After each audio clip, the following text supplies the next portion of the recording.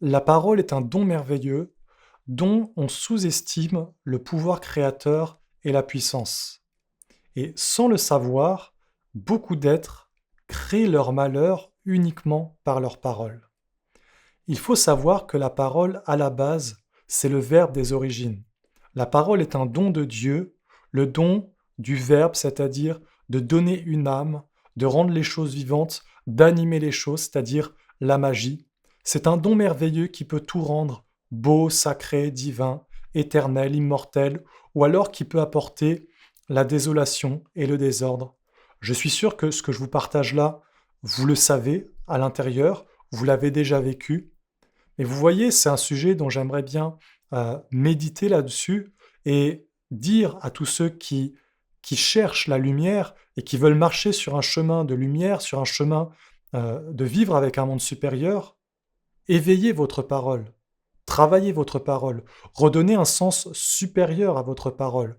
Ne la laissez pas à l'abandon, car bien souvent la parole est quelque chose qui est utilisé tellement inconsciemment que c'est comme si elle n'avait plus aucune valeur.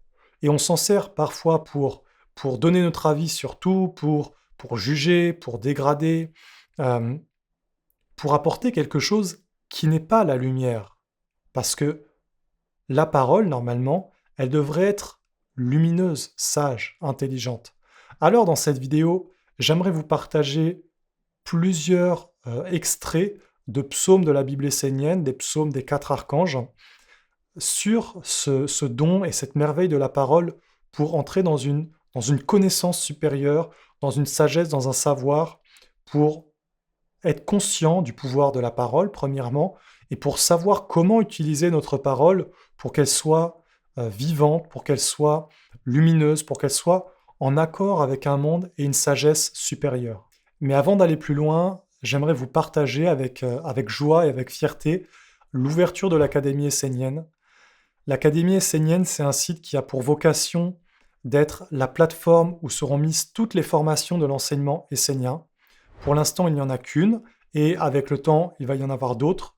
De nombreux enseignants vont publier des formations sur ce site, et ce sera donc la plateforme pour se former avec l'enseignement de la tradition essénienne. Donc, je vous laisse le lien dans la description. Je vous invite à aller voir, à aller découvrir le site de l'Académie essénienne. Je vais donc vous lire plusieurs extraits, plusieurs versets des psaumes des archanges. Je vais vous lire un verset de l'archange Gabriel, un autre de l'archange Auriel et un de l'archange Michael, qui sont dans la Bible essénienne. Si vous voulez les lire, vous pouvez lire la Bible essénienne en ligne sur le site de la Bible essénienne. Tous les liens sont dans la description. Si vous connaissez, voilà, vous avez juste à aller sur le site et cliquer sur l'onglet Lire, et vous pouvez lire la Bible essénienne. Voilà, je voulais un peu changer, plutôt que de lire un seul psaume, je voulais prendre différents versets qui parlent d'un thème et vous les amener comme l'intelligence qu'il y a derrière, parce que il y a vraiment dans certains thèmes, comme celui de la parole, celui de la pensée, il y a une intelligence assez complexe qu'il faut avoir plusieurs angles d'aspect pour les comprendre, pour les acquérir. Donc c'est parti, je vous partage pour commencer le premier verset du psaume 280 de l'archange Gabriel. Dieu a donné à l'homme le merveilleux organe de la parole. Par cet outil, l'homme peut accomplir de grandes œuvres. Il devient un créateur au sein de la création et peut faire apparaître des mondes, donner de la force à l'intelligence, à la clarté, à la sagesse, à l'amour, et faire vivre l'âme immortelle. Mais il peut aussi utiliser ce don pour abîmer, éteindre, détruire le beau en lui et apporter la confusion tout autour de lui. Ce choix est celui de l'homme.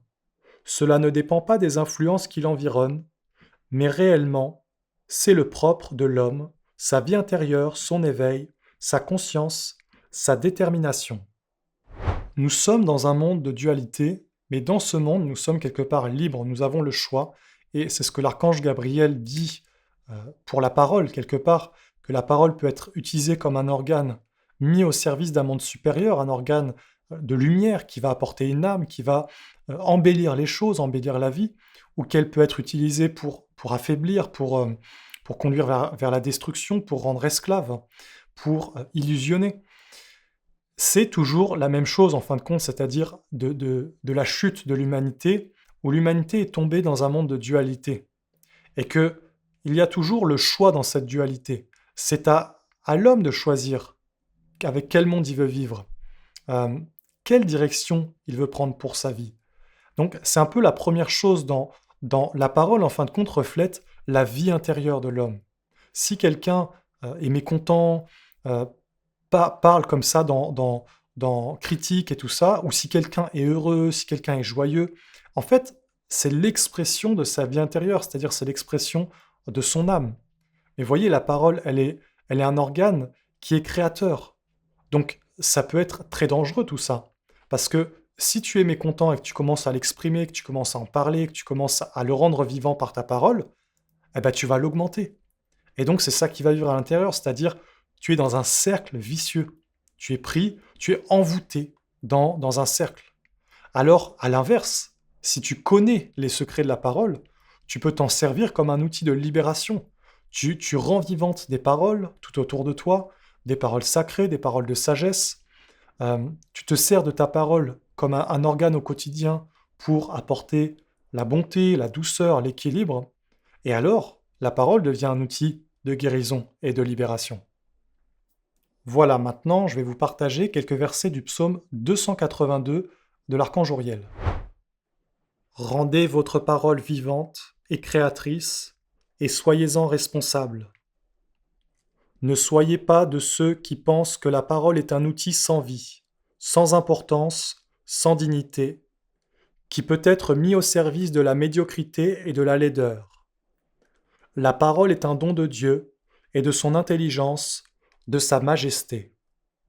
La parole est Dieu, car il s'est donné lui-même. Prendre soin de la parole, c'est prendre soin de Dieu et de la vie belle, intelligente et riche. La parole est aussi puissante que la pensée et que l'acte. Elle est le médiateur à l'image de l'homme entre le ciel de l'intelligence et la terre du corps. Beaucoup de personnes qui sont dans des états de confusion, dans des états de tristesse, dans des états troubles, n'arrivent pas à savoir pourquoi, n'arrivent pas à comprendre la raison profonde, alors qu'en réalité, la réponse, elle est toute simple. Nous sommes des créateurs. Et là, l'archange Uriel le dit. Nous sommes créateurs par la pensée, nous sommes créateurs par la parole, nous sommes créateurs par l'acte. S'il y a quelque chose qui ne va pas dans ta vie, c'est soit parce que tu as fait des actes qui n'étaient pas bons, soit parce que tu as prononcé des paroles qui étaient mauvaises, soit parce que tu as eu des pensées qui n'étaient pas claires, qui étaient déséquilibrées, et donc qui t'apportent le déséquilibre. Donc c'est comme toute une science d'un éveil en fait, de comprendre que la parole, elle est un organe divin, de même que la pensée et l'acte. Mais cet organe est celui qui est le médiateur. Il est celui qui crée les ambiances et les atmosphères autour de toi. Regarde par exemple dans ton cocon familial, dans ta maison, euh, avec ton mari, ta femme, tes enfants et tout ça.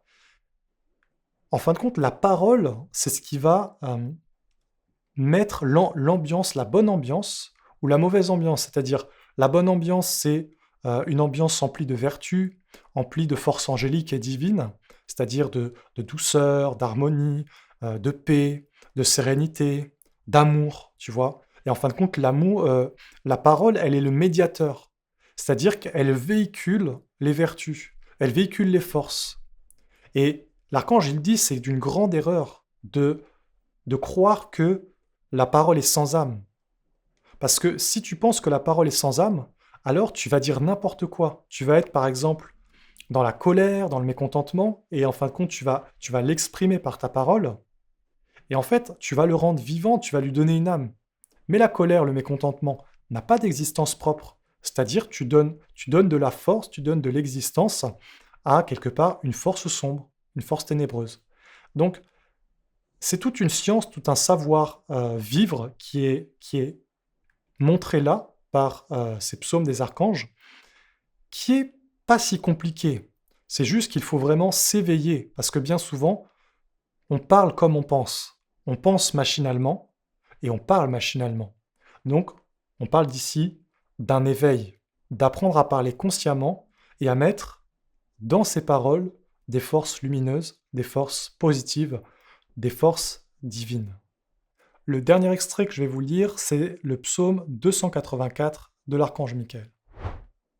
La faiblesse de l'homme, c'est de ne pas être ce qu'il dit. C'est d'utiliser la parole comme un maquillage pour faire illusion, pour paraître ce qu'il n'est pas, pour se cacher et tromper.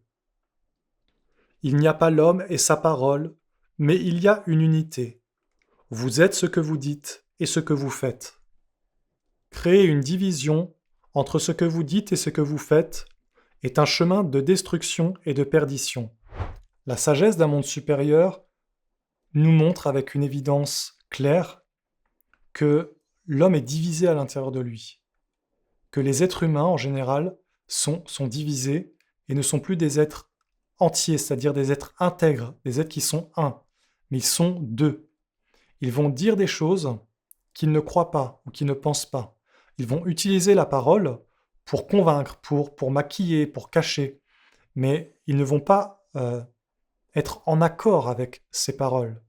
C'est comme une dégradation, en fin de compte, de cet outil merveilleux, de ce don divin qu'est la parole, et ça rend l'homme faible, faible devant des mondes invisibles et surtout devant des mondes supérieurs, parce que si l'homme n'est pas intègre, s'il n'est pas vrai, s'il n'est pas lui-même, alors ça veut dire que n'importe quel esprit peut venir s'emparer de lui et l'utiliser, comme on utiliserait un instrument. Sauf que l'homme, normalement, devrait être un être de maîtrise, un être qui maîtrise sa vie, qui maîtrise sa pensée, qui maîtrise ses regards, sa parole, son être, de façon à être un créateur conscient, un créateur de beauté, un créateur d'harmonie, un créateur dans les deux mondes, c'est-à-dire dans le monde physique comme dans le monde subtil, un créateur qui amène sur la terre la divinité. C'est ce que je pense profondément, que chaque être humain qui vient sur la terre vient pour apporter une lettre de l'alphabet divin, c'est-à-dire une note de la grande symphonie de la lumière, vient pour réaliser une œuvre commune. On ne devrait pas être séparés, on ne devrait pas être tous isolés, mais on devrait tous s'unir, s'assembler pour réaliser une œuvre de lumière. Du moins, au minimum, ceux qui aspirent à ça, parce que bien sûr, il y en a beaucoup qui n'aspirent pas à réaliser une œuvre de lumière, mais ceux qui aspirent à voir sur la terre un monde de lumière, c'est-à-dire un monde de respect, un monde d'harmonie, un monde où les êtres humains vivent en accord avec la nature, avec toutes les lois, où il n'y a pas de guerre, où il n'y a pas de destruction, alors il devrait y avoir une union de tous ces êtres. Voilà, la division, elle est à la fois à l'intérieur de l'homme, mais elle se répand en fin de compte dans la société, parce que tous les êtres humains sont divisés, et finalement, par la parole mal éduquée, par la parole et par la vie intérieure qui n'est pas éduquée dans la lumière, alors c'est le règne des ténèbres, c'est le règne de l'obscurité. Alors comment éveiller la parole, comment la rendre vivante? Il y a plusieurs façons. La première, c'est d'abord de t'éveiller dans ta vie quotidienne et d'apprendre à donner une âme à tes paroles, à prononcer des paroles vraies qui sont en accord avec ce que tu es et à leur donner une âme. C'est comme la première chose, c'est-à-dire ce qui va agir sur ta vie quotidienne. Déjà, tu peux voir que, admettons que tu es quelqu'un qui a tendance à être mécontent et qui a tendance à critiquer et que tu exprimes ce mécontentement et cette critique par ta parole, eh ben, si tu arrêtes de le faire, tu vas voir ta vie s'améliorer instantanément. C'est-à-dire, euh, le jour même, ta vie va s'améliorer, ça va être très rapide. Ensuite, il y a d'autres façons. Par exemple, la prière. La prière, c'est en fait un art d'utiliser la parole pour générer une énergie d'amour, de dévotion, de pureté, pour s'élever vers un monde supérieur. Et comme la parole est créatrice, lorsque tu pries, lorsque tu pries un monde supérieur, lorsque tu pries la terre, lorsque tu es dans cet acte de la prière, tu génères une énergie avec ta parole, c'est-à-dire avec ton cœur, avec ta vie intérieure, tu génères une énergie de dévotion, d'amour, d'élévation, et donc tu donnes à la parole un sens plus grand. Mais pour ça, il faut quand même faire attention. Il faut que ta vie quotidienne soit quand même assez en accord avec ces paroles. Il faut que les paroles que tu dises dans tes prières, elles soient assez proches de ce que tu es dans la vie quotidienne. S'il y a un trop grand décalage, quelque part, la parole, elle n'est pas vécue, elle est fausse. Après, il y a une troisième façon, c'est ce que j'enseigne dans une de mes formations sur la Bible essénienne, c'est de prononcer en fait des textes sacrés en conscience. Parce que les textes sacrés, comme ceux de la Bible essénienne, mais bien sûr il y en a d'autres, hein, il y a beaucoup de textes sacrés, euh, ils contiennent une lumière, une intelligence supérieure. Et le fait de les prononcer consciemment et de leur donner une âme, ça te permet en fait de faire apparaître cette intelligence supérieure tout autour de toi et d'y avoir accès. De Non seulement ça ennoblit ta parole, mais en plus ça crée autour de toi un monde de sagesse, un monde d'ordre. Ça t'apporte la réponse à de nombreuses questions. Voilà, c'est comme des méthodes pour éveiller la parole, mais dans le fond, ce que je crois au plus profondément de moi, c'est que, mais vous voyez ce que je crois au plus profond de moi, avec maintenant l'expérience d'un chemin de travail sur moi depuis plus de 12 ans, c'est que il n'y a pas d'autre chemin que celui de travailler sur soi et de marcher sur un chemin de lumière, réellement.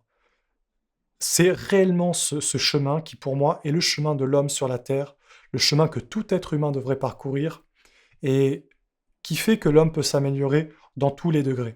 Parce que il y a la parole, mais il y a aussi la pensée, il y a le regard, il y a l'écoute, il y a l'acte. Et tout ça n'est pas séparé, tout ça c'est lié. Mais pour sublimer, pour améliorer toutes ces choses, il faut bien sûr être sur un chemin d'éveil, sur un chemin de travail sur soi.